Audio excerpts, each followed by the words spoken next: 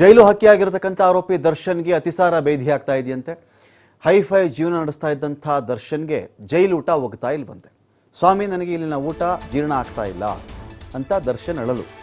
ಊಟ ಜೀರ್ಣ ಆಗ್ತಾ ಇಲ್ಲ ಅಂತ, ಫುಡ್ ಪಾಯ್ಸನ್ ಆಗಿದೆ ಅಂತ ಕೂಡ ಹೇಳ್ತಾ ಇದ್ದಾರಂತೆ. ಆದರೆ ಫುಡ್ ಪಾಯ್ಸನ್ ಅನ್ನೋ ವಿಚಾರ ಬೇರೆ, ನನಗೆ ಊಟ ಸೇರ್ತಿಲ್ಲ ಅನ್ನೋ ಒಂದು ವಿಚಾರ ಬೇರೆ, ಊಟ ಜೀರ್ಣ ಆಗ್ತಿಲ್ಲ ಅನ್ನೋ ವಿಚಾರ ಬೇರೆ, ಈ ಊಟದಲ್ಲಿ ರುಚಿ ಇಲ್ಲ ಅನ್ನೋದು ಬೇರೆ.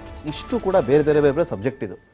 ಫುಡ್ ಪಾಯ್ಸನ್ ಆಗೋದು ನಿಜ ಆದರೆ ಈ ಆಹಾರವೇ ವಿಷ ಆಗ್ಬಿಡೋದಿದೆಯಲ್ಲ, ಇದಾದರೆ ಎಷ್ಟು ಜನ ಸಜಾಬಂದಿಗಳೋ ವಿಚಾರಣಾಧೀನ ಬಂದಿಗಳೋ ಇದ್ದಾರೋ ಅಷ್ಟೂ ಜನಕ್ಕೆ ಇದು ಅಪ್ಲೈ ಆಗಿಬಿಡಬೇಕು.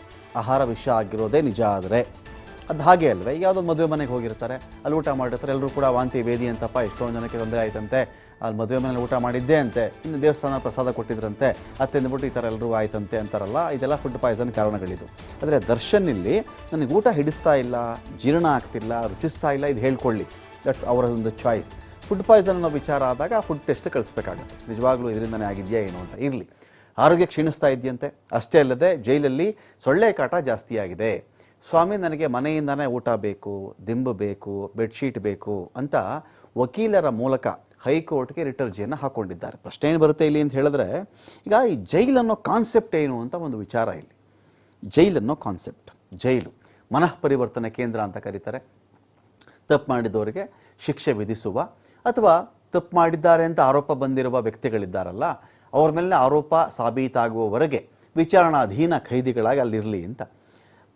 ಮನೇಲಿದ್ದಂತೆಯೇ ದಿಂಬೇಕು, ಮನೇಲಿದ್ದಂತೆಯೇ ಹಾಸಿಗೆ ಬೇಕು, ಮನೆ ಊಟ ಥರನೇ ನನಗೆಲ್ಲ ಬೇಕು, ಫ್ಯಾನ್ ಬೇಕು, AC ಬೇಕು, ಫ್ರಿಡ್ಜ್ ಬೇಕು ಅಂತ ಹೇಳಿ ಎಲ್ಲ ಸಜಾಬಂದಿಗಳು ವಿಚಾರಣಾಧೀನ ಖೈದಿಗಳು ಕೇಳ್ಕೊಂಡು ಕೂತ್ರೆ ಇಲ್ಲಿಗಿಂತ ಅಲ್ಲೇ ಚೆನ್ನಾಗಿರ್ಬೋದಲ್ವೇ? ಹಾಗಾದರೆ ಯಾವುದೋ ಒಂದು ಅಟೆಂಪ್ಟ್ ಮಾಡೋದಪ್ಪ, ಒಂದು ಬ್ಯಾಂಕ್ ಲೂಟಿ ಮಾಡೋಕ್ಕೆ ಅಟೆಂಪ್ಟ್ ಮಾಡೋದು, ಲೂಟಿ ಆಯಿತಾ, ದೊರೆ ಜೀವನ, ಸಿಕ್ಕಾಕೊಂಡ್ಬಿಟ್ವಾ, ಜೈಲಲ್ಲಿ ಆರಾಮಾಗಿರ್ಬೋದಲ್ಲೋ, ಒಳ್ಳೆ ಮಂಚ ಕೊಡ್ತಾರೆ, ಬೆಡ್ ಕೊಡ್ತಾರೆ, ಹಾಸಿಗೆ ಕೊಡ್ತಾರೆ, ದಿಂಬು ಕೊಡ್ತಾರೆ ಅಂತ ಆಗಿಬಿಟ್ರೆ ಗತಿ ಏನು? ಜೈಲು ಅನ್ನೋದು ಅದನ್ನು ಶಿಕ್ಷೆ ಎನ್ನುವುದಕ್ಕಿಂತ ಹೆಚ್ಚಾಗಿ ಒಂದು ಪಶ್ಚಾತ್ತಾಪಕ್ಕೋ ಪ್ರಾಯಶ್ಚಿತ್ತಕ್ಕೋ ಒಂದು ಮನಃ ಪರಿವರ್ತನೆ ಆಗೋದಕ್ಕೋ ಅಂತ ಇರುವಂಥ ಒಂದು ತಾಣ. ಎಲ್ಲ ಫೆಸಿಲಿಟಿ ನನಗೆ ಆಚೆ ಏನಿದ್ವೋ ಎಲ್ಲ ನನಗೆ ಒಳಗಡೆನೂ ಬೇಕು ಅನ್ನೋದು ಆಗಿಬಿಟ್ರೆ ಇದನ್ನು ಎಲ್ಲರೂ ಅರ್ಜಿ ಹಾಕೋಬಹುದಲ್ವೇ? ಇಲ್ಲಿ ಪ್ರಶ್ನೆ ಏನು ಬರುತ್ತೆ, ಒಬ್ಬರಿಗೆ ಸಿಗುತ್ತೆ ಸಿಗಲ್ಲ ಅನ್ನೋದು ಅಲ್ಲಿ ಜೈಲು ಒಳಗಡೆ ಸನ್ನಿವೇಶ ಇದೆಯಲ್ಲ, ಒಳಗಡೆ ಸನ್ನಿವೇಶಗಳು ಹಣ ಇದ್ದರೆ ಸಿಗುತ್ತಂತಪ್ಪ ಅಂತ ಮಾತಾಡ್ತಾರೆ. ಇರಲಿ, ಹೈಕೋರ್ಟ್ಗೆ ಇದೀಗ ಅರ್ಜಿಯನ್ನು ಹಾಕ್ಕೊಂಡಿದ್ದಾರೆ. ಕೋರ್ಟ್ ಏನು ಹೇಳುತ್ತೆ ಅಂತ ನಾವು ವೆಯ್ಟ್ ಮಾಡಬೇಕಾಗತ್ತೆ. ನಂಗೆ ಸೊಳ್ಳೆ ಕಾಟ ಬೇದಿ ಆಗುತ್ತೆ, ನನ್ನ ವೆಯ್ಟ್ ಲಾಸ್ ಆಗ್ತಾ ಇದೆ, ಊಟ ಸರಿ ಇಲ್ಲ, ರುಚಿ ಇಲ್ಲ, ನನಗೆ ಮಾಂಸ ಕೊಡ್ತಾ ಇಲ್ಲ, ದಿಂಬು ಸರಿ ಇಲ್ಲ, ಹಾಸಿಗೆ ಸರಿ ಇಲ್ಲ, TV ರಿಮೋಟ್ ವರ್ಕ್ ಆಗ್ತಾ ಇಲ್ಲ, ಈ ಥರದ್ದು ಕಂಪ್ಲೇಂಟ್ಸು ಎಲ್ರಿಗೂ ಇರ್ತವೆ.